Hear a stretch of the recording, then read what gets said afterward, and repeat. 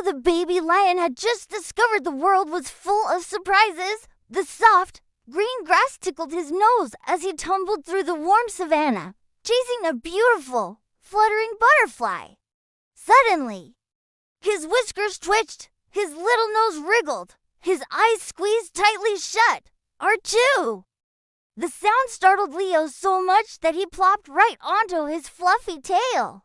He blinked his big, curious eyes. Had that funny noise come from the sky? From the grass? Or maybe from him? Mama Lion patted over, a warm smile on her face. That was a sneeze, little one, she said gently, nuzzling him. Leo decided to try it again, just to be sure. He scrunched up his face, took a big breath, and chewed.